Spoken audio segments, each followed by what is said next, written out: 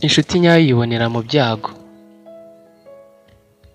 Igihe kimwe mu bwami bumwe, umugabo witwaga Liam ntiyashyigikiraga umwami. Uwo mwami yari umugome kandi ntiyakundaga umuntu umurwanya. Hanyuma ategeka ko hagomba gufatwa icyo kigomeke, hanyuma bakanakica.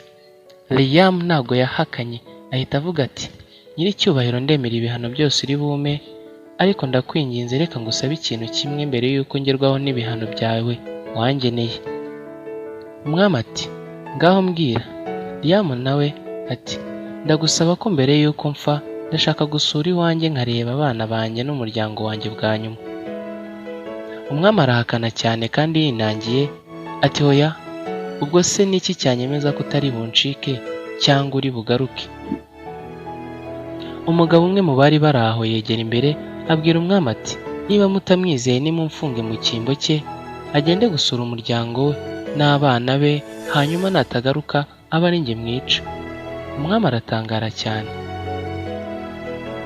Umwami yaratangaye cyane kubera ko kuva yabaho ntiyigeze agira inshuti nziza yabasha gutanga ubuzima bwayo kubera we. Hanyuma umwami abaza uwo mugabo ati, kuki witeguye gufata ibihano bya Liam?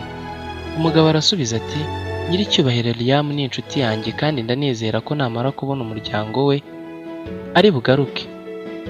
Umwami yarabyemeye, yemera ko Liam agenda kureba umuryango we.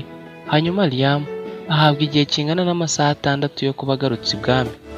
Liam yashatse kugira bwangu ngo agaruke hakiri kare, maze asura umuryango we ndetse n'abana be.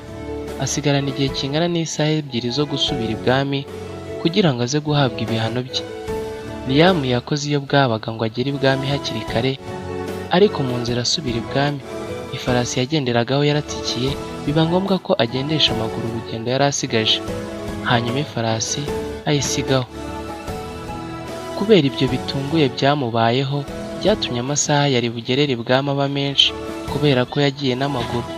Ibwami amasaha yaricumye, biba ngombwa ko bategura uwari wasigaye mu cyimbo cya Liam kugira ngo abambwe. Ashyirwa kuri rwambonye, gusa nyir'ubwite ntacyo byari bimutwaye, ahubwo wamurebaga mu maso ukabona ko yishimiye kuba yatanga ubuzima bwe kubw'inshuti ye. Haciyeho akanya ngo igikorwa cyo kubamba inshuti ya Liam ngo kigeze.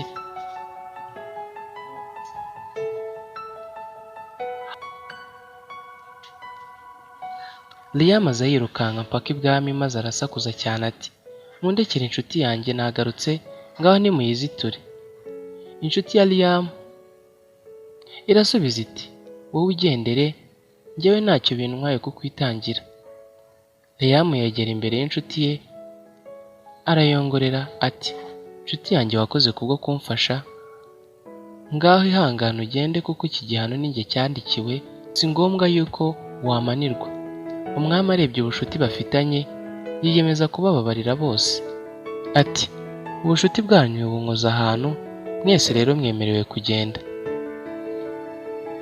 Isomo ririmo wakuramo ni iri ngiri: inshuti yawe ni yayindi ihora ikwizera kandi buri gihe igahora iri iruhande rwawe. Ubushuti bwa nyabwo bukemura byinshi. Nawe rero niba ufite inshuti yawe ya nyayo, isangize kano kantu. Mukore subscribe. Yari Dadutube. Murakoze.